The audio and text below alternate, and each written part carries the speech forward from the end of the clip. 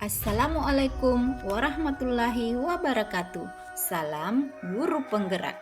Saya Andi Adriani, calon guru penggerak angkatan 8. Asal sekolah dari UPT SMA Negeri 3 Selayar, Kabupaten Kepulauan Selayar. Pada video kali ini, saya akan memaparkan koneksi antar materi modul 1.4 Budaya Positif.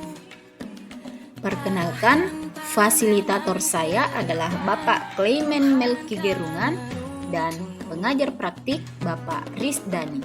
Berikut kesimpulan mengenai peran saya dalam menciptakan budaya positif di sekolah. Seorang guru yang baik harus memiliki kemampuan dalam mewujudkan budaya positif di sekolah.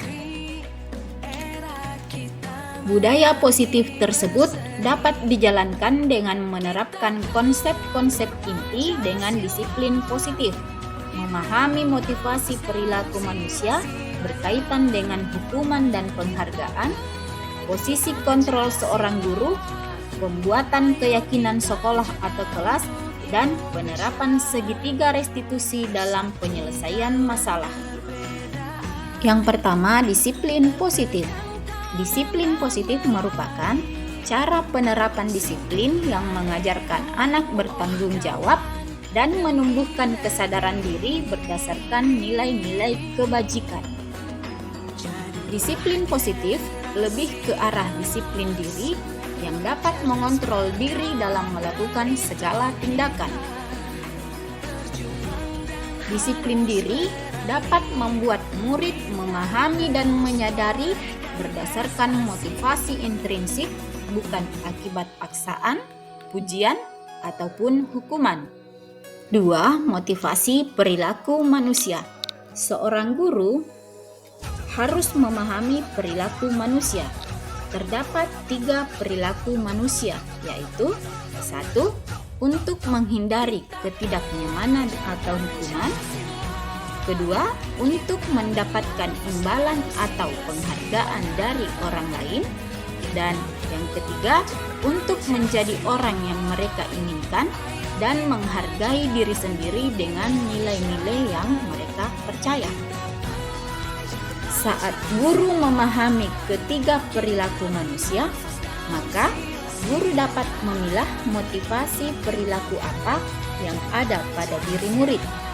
Jika murid memilih motivasi perilaku untuk menghindari ketidaknyamanan atau hukuman dan untuk mendapatkan imbalan atau penghargaan dari orang lain, maka perilaku yang ada dalam diri siswa masih berasal dari motivasi eksternal, sehingga guru berupaya untuk dapat menumbuhkan motivasi internal untuk menjadi orang yang mereka inginkan dan menghargai diri sendiri dengan nilai-nilai yang mereka percaya.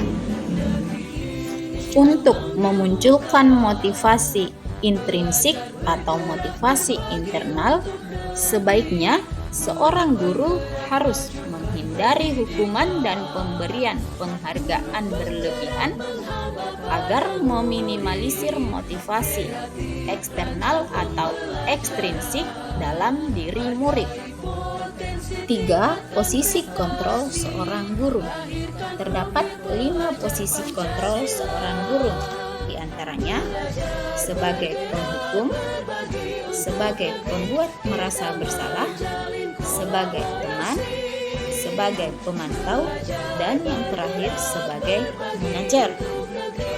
Di antara kelima posisi kontrol tersebut, sebaiknya seorang guru menggunakan posisi kontrol manajer. Posisi kontrol sebagai manajer, guru berbuat sesuatu bersama murid, mempersilahkan murid mempertanggungjawabkan perilakunya, dan mendukung murid agar dapat menemukan solusi atas permasalahannya sendiri. Posisi manajer mengacu pada restitusi yang dapat menjadikan murid sebagai manajer bagi dirinya sendiri, sehingga tercipta identitas positif atau berhasil pada diri murid. Yang keempat, pembuatan kekuatan keyakinan sekolah atau kelas. Guru berperan dalam mewujudkan terbentuknya keyakinan sekolah atau kelas dengan adanya kesepakatan antara guru dan murid. Keyakinan sekolah atau kelas berupa pernyataan universal yang mudah diingat, dipahami, dan harus diterapkan dalam lingkungan sekolah. Yang kelima adalah penerapan segitiga restitusi dalam penyelesaian masalah. Guru yang berperan sebagai manajer menggunakan segitiga restitusi dalam penyelesaian masalah melalui 3 tahapan, yaitu menstabilkan identitas, validasi tindakan yang salah, dan menanyakan keyakinan. Tujuannya adalah untuk menghasilkan murid yang mandiri dan bertanggung jawab. Keterkaitan antara materi budaya positif dengan ketiga materi lainnya, yaitu dengan menjalankan budaya positif di sekolah, maka akan mempermudah dalam tercapainya tujuan pendidikan nasional sesuai dengan filosofi Ki Hajar Dewantara, yaitu pendidikan yang berpihak pada murid dan bersifat menuntun tumbuh atau hidupnya kekuatan kodrat yang ada pada murid. Budaya positif dapat terwujud jika seorang guru memiliki nilai guru penggerak, diantaranya berpihak pada murid, mandiri, reflektif, kolaboratif, dan inovatif. Budaya positif pun dapat terwujud dengan mendorong kolaborasi antara semua warga sekolah dengan adanya keyakinan sekolah yang harus disepakati dan dijalankan bersama. Salah satu perubahan yang diinginkan sesuai dengan visi guru penggerak adalah terbentuknya budaya positif agar diperoleh sekolah yang nyaman, aman, berpihak pada murid. Untuk mewujudkan visi guru penggerak tersebut dengan pembuatan prakarsa perubahan sesuai filosofi KHD dan profil pelajar Pancasila. Berikutnya adalah refleksi. Pertanyaannya, sejauh mana pemahaman Anda tentang konsep-konsep inti yang telah Anda pelajari di modul ini? Adakah hal-hal menarik untuk Anda dan di luar dugaan? Saya sudah memahami konsep-konsep inti dalam modul budaya positif berkaitan dengan disiplin positif, teori kontrol, teori motivasi, hukuman dan penghargaan, posisi kontrol guru, kebutuhan dasar manusia, keyakinan kelas, dan segitiga restitusi. Seluruh konsep inti tersebut harus diresapi dalam diri, diwujudkan dalam tindakan, dan dibagikan pada rekan guru di sekolah. Hal yang menarik bagi saya dan di luar dugaan adalah saat saya mempelajari motivasi perilaku manusia berupa penghargaan.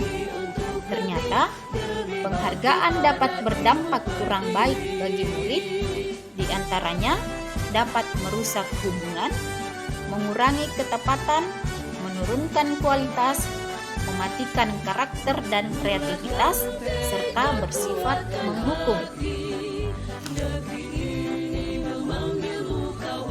Perubahan apa yang terjadi pada cara berpikir Anda dalam menciptakan budaya positif di kelas maupun sekolah Anda setelah mempelajari modul ini?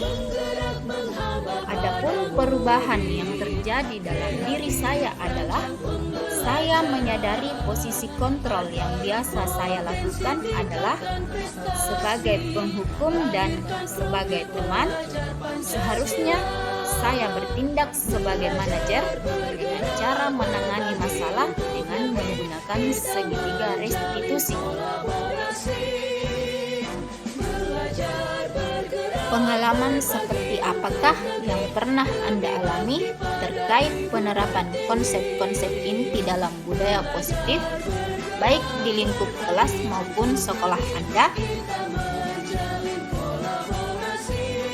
Saya menangani siswa yang marah terhadap teman sekelasnya karena mencontek tugas miliknya, dan saya juga menangani siswa yang sering terlambat datang ke sekolah setiap harinya. Di sini, saya menggunakan langkah-langkah dalam segitiga restitusi, yaitu menstabilkan identitas, memvalidasi tindakan yang salah, dan menanyakan keyakinan.